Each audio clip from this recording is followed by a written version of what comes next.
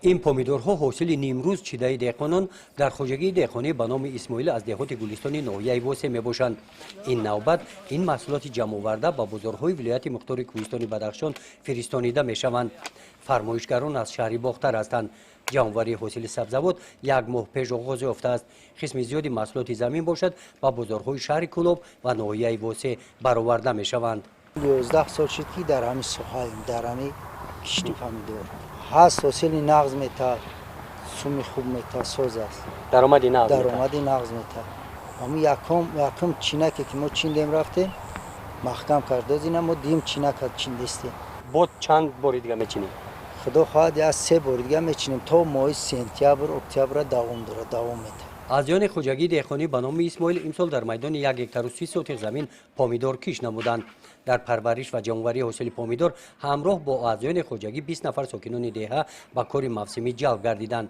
دهقانان صافدلانه مهنت میکنند، زیرا شرایط‌های مهنت خوب براه مانده شدند. خواجگی کارگران را 2 وقت با خوراک گرم تامین نموده مزد مهنت همه روزه بگاهی روز پرداخت کرده می شود.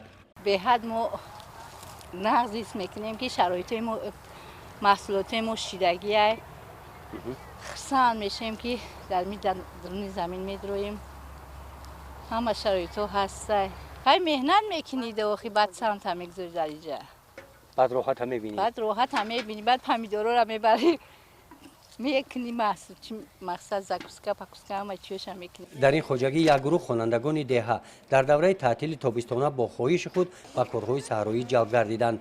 آنها 4 ساعت به کار جلب گردیده مثل دیگران حقدار کرده میشوند.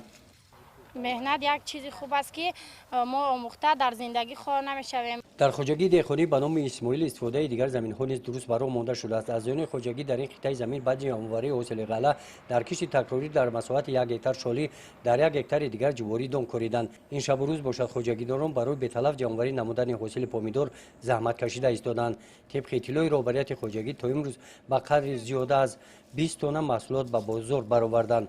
جمع‌آوری حاصل باشد تا ماه سپتامبر ادامه می‌یابد. گزارش خواجه نظریف خدای نظر ظهوروف از ناحیه واسه برای برنامه اطلاعاتی نوید.